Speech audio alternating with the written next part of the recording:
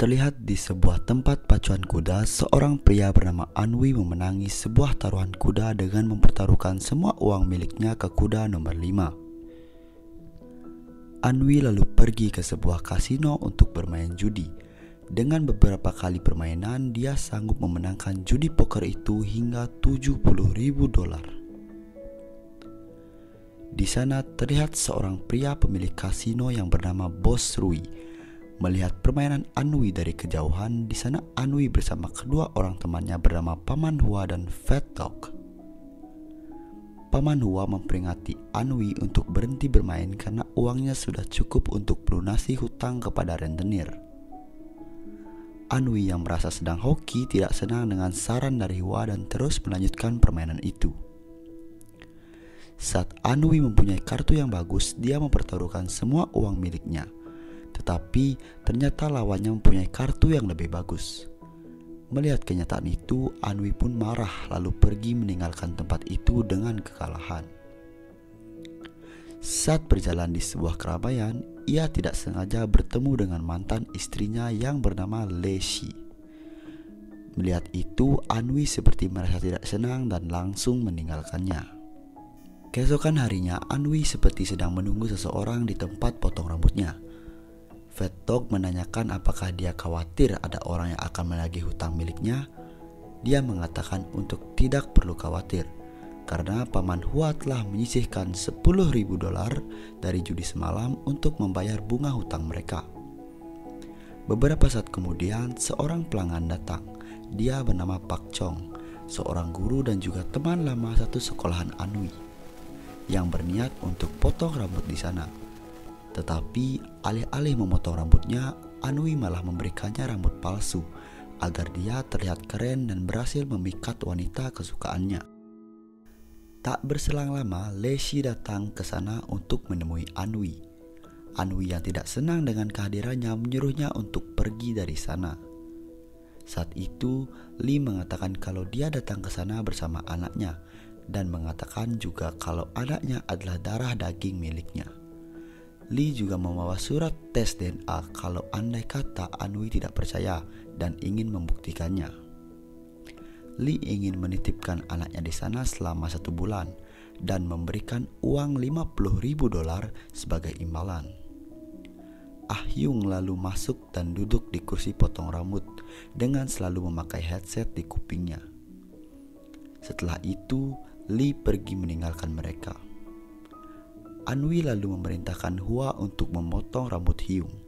Tetapi saat akan memotong rambut Hyung, Hyung mengamuk karena pesan dari ibunya yang mengatakan bahwa Anwi lah yang akan memotong rambutnya. Dia hanya mengingat pesan terakhir ibunya yang membuatnya berlari ke sana kemari hingga barang-barang yang ada di sana jatuh berantakan. Pak Chong yang melihat itu mengatakan kalau dia juga mempunyai murid yang seperti itu. Di dalam bis, Lee mengenang masa lalunya bersama Anwi. Dulu saat mereka masih bersama, Lee yang marah mendatangi Anwi yang sedang berjudi. Tidak senang dengan kehadiran Lee, dia marah lalu menyiram air ke wajah Lee, yang membuat Lee pergi dari sana. Anwi yang menyesal mencoba mengejarnya, tetapi dia dihadang oleh para penagih hutang yang mencarinya. Beberapa waktu kemudian, Chong datang bersama seorang wanita yang bernama Angelina. Dia adalah seorang pekerja di dinas sosial. Dan saat dia melihat keadaan Hyung, Nona Ma langsung mengatakan kalau Hyung mengidap autisme. Tetapi autisme yang tidak parah dan masih berperilaku layaknya orang normal lainnya. Dia juga mengatakan kalau handphone miliknya telah terpasang catatan dan juga alarm untuk mengingatkannya aktivitas sehari-hari. Fat Dog yang membaca tanda pengenal milik Hyung mengatakan kalau dia membawa keberuntungan karena lahir di Sio Kelinci dan bintang Aries. Lalu Nona Ma mengatakan kalau seandainya mereka tidak sanggup untuk merawat Hyung, dia akan menghubungi dinas sosial untuk membawanya ke tempat penampungan. Mendengar itu, Anwi mencoba untuk berperilaku baik karena Hyung merupakan sumber mata uangnya. Anwi lalu membawa Hyung ke rumahnya yang berantakan dan tidak terurus. Anwi membawakan Hyung mie instan untuk dimakannya dan menyuruhnya untuk memasak sendiri. Dia juga mengingatkan kalau bukan karena uang dari ibunya, dia akan mengusir Hyung dari sini. Anwi pun pergi menuju kasino untuk bermain judi karena telah mendapatkan modal dari Lee. Malam itu mereka mencoba banyak sekali permainan, dan beruntungnya apapun judi yang mereka mainkan di sana mereka selalu menang. Keesokan harinya Anwi pun pulang ke rumahnya. Dia kaget melihat kondisi rumahnya yang bersih karena Hyung merapikan semua barang-barang yang ada di sana. Melihat itu Anwi pun senang karena Hyung ada gunanya di sana. Saat itu Hyung mendapatkan alarm yang menyuruhnya untuk makan. Dan dengan cepat Anwi lalu membawanya untuk makan enak di sebuah restoran karena hatinya sedang senang. Tetapi di sana mereka hanya makan mie. Anwi lalu membawanya ke tempat pijit refleksi. Dia juga membawa kartu untuk membuktikan kalau Hyung benar-benar anak yang membawa keberuntungan untuknya. Setelah beberapa kali mencoba dan selalu mendapatkan kartu yang bagus, Anwi pun lalu membawa Hyung pergi menuju kasino.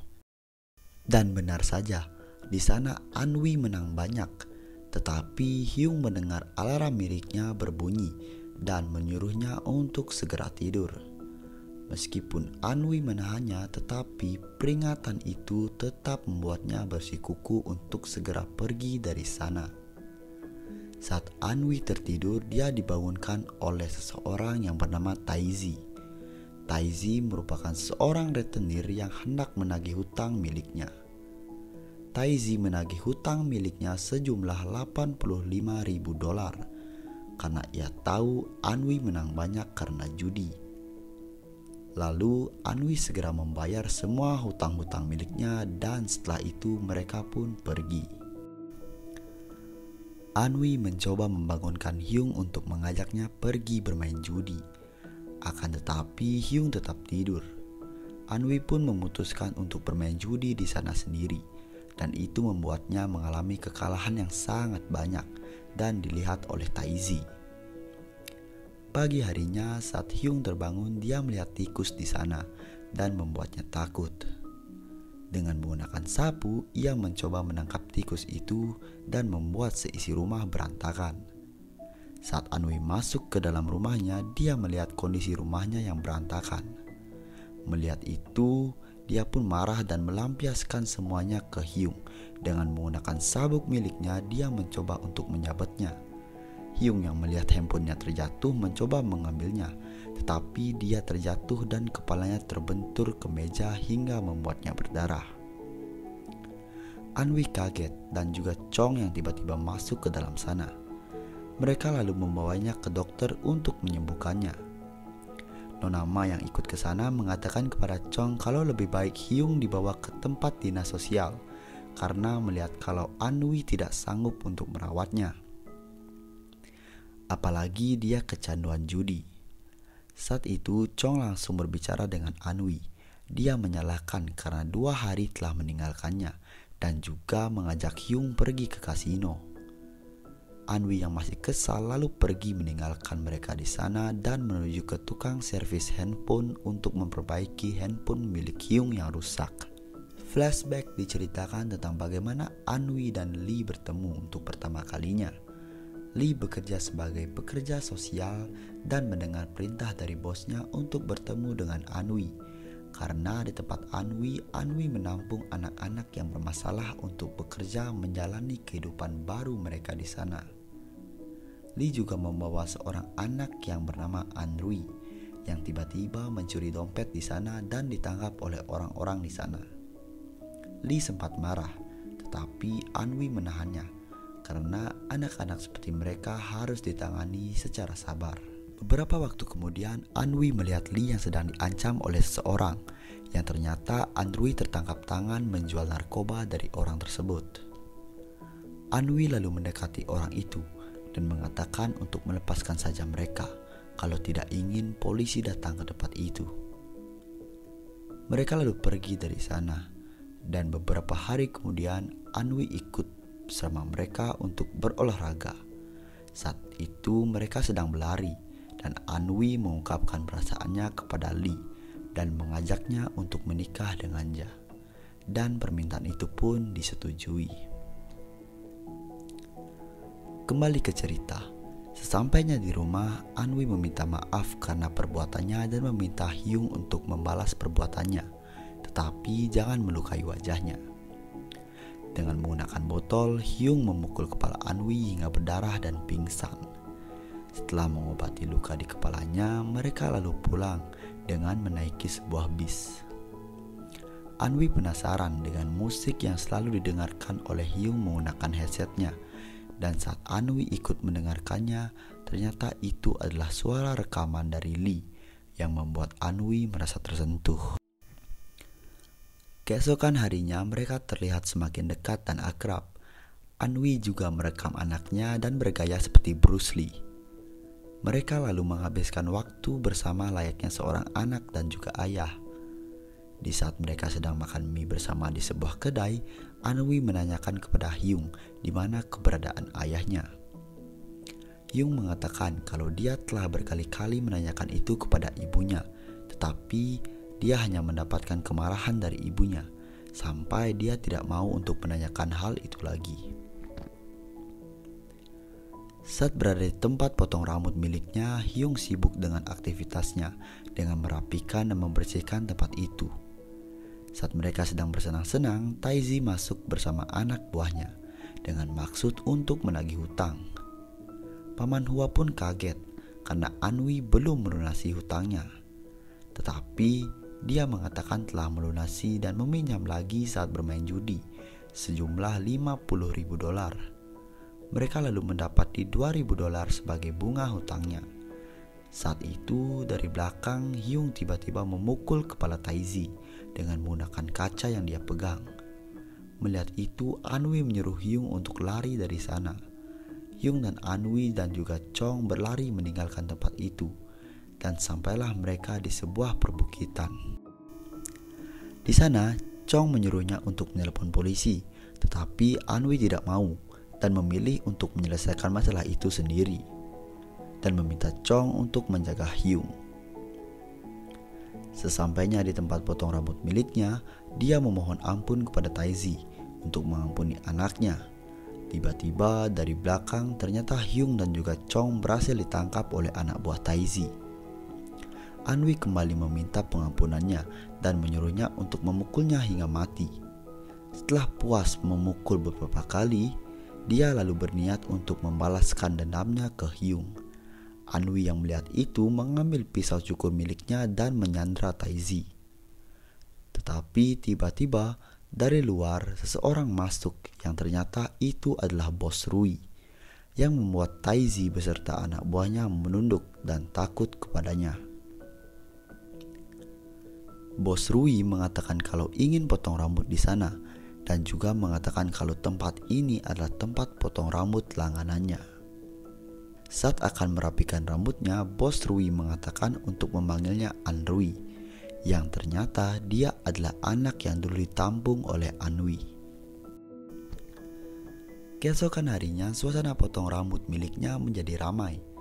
Chong mengatakan kepada Anwi kalau anak autis selalu melakukan gerakan yang berulang. Dia mengatakan juga kalau saat mereka berlari kejar-kejaran dengan anak buah Taeji, Hyung sangat kuat berlari dan menyarankan Anwi untuk membawanya berlatih lari jarak jauh. Keesokan harinya, Anwi dan Hyung datang menemani Chong yang sedang melatih anak didiknya. Chong meminta Hyung untuk mengikuti mereka, tetapi dia tidak mau berlari karena Anwi hanya diam saja. Hyung lalu menariknya dan mengajaknya untuk berlari hingga membuat dia lemas dan terjatuh di sana. Beberapa waktu kemudian mereka sering berlari dan menghabiskan waktu bersama. Mereka juga sering berfoto dan saling berbagi waktu bersama. Saat mereka sedang berlari, mereka tidak sengaja melihat sebuah videotron yang menunjukkan sebuah padang pasir. Hyung mengatakan kalau padang pasir merupakan suatu tempat yang sangat disukai oleh ibunya. Singkat cerita, tak terasa waktu telah berada di hari ke-29. Sebelum menyerahkan Hyung ke ibunya, Anwi memotong rambut Hyung, dan Anwi menanyakan bagaimana perasaanmu saat ini. Hyung mengatakan kalau dia tidak ingin berpisah dengannya. Setelah itu, Chong lalu masuk dan membawa beberapa makanan untuk mereka. Saat mereka sedang makan, handphone Hyung berdering. Anwi lalu menerima telepon itu dan seketika dia pun kaget. Mereka lalu berada di sebuah ruangan rumah sakit dan menemukan fakta kalau ternyata Lee menderita penyakit kanker perut. Hidup Lee sudah tidak lama lagi. Hyung lalu tidur di samping ibunya dan meminta dia untuk bangun. Tak berselang lama, dia pun terbangun. Dan setelah mengucapkan beberapa kata kepada Hyung, dia tersenyum bahagia melihat Anwi dan juga Rui yang ada di sana. Lalu dia pun mati meninggalkan mereka. Beberapa waktu kemudian, Hyung dan Anwi kembali ke rumah Lee. Di sana, Anwi seperti bisa melihat masa lalu tentang bagaimana Lee dan Hyung tumbuh dan bagaimana cara dia merawat Hyung. Anwi lalu bertemu dengan Rui yang memberikan cek yang berisi uang dan juga tempat yang bisa disinggahi oleh Hyung. Tetapi Anwi mengatakan kalau dia harus bersama dengan ayahnya. Menurutnya, ia sudah bisa merawat Hyung.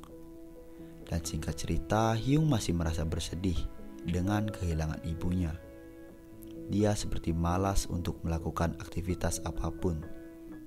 Sementara Anwi seperti mempunyai tekad untuk berlari setelah melihat Videotron padang pasir. Dia terus melatih dirinya pagi, siang, malam untuk selalu berlatih lari. Dan untuk pertama kalinya, Hyung memanggil Anwi dengan sebutan ayah. Sampailah waktu di mana perlombaan maraton dilaksanakan. Anwi dan juga Hyung mengikuti perlombaan tersebut. Saat berlari, Hyung terjatuh, lalu Anwi membantunya hingga mereka sampai di garis finish secara bersama. Beberapa waktu kemudian, Anwi dan juga Hyung berlari di sebuah padang pasir. Mereka berjalan dan seperti mencari sebuah tempat. Ternyata lokasi itu adalah lokasi tempat di mana Lee ingin sekali pergi ke sana. Anwi pun mengeluarkan abu milik Lee. Dan bersama Hyung mereka menaburkan abu itu. Dan film pun berakhir.